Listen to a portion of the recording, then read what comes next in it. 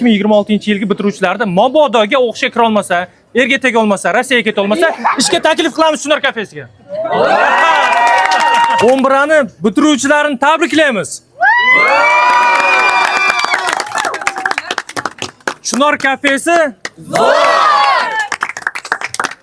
endi qani sizlar somsa edinglar, ha? Somsa qanday?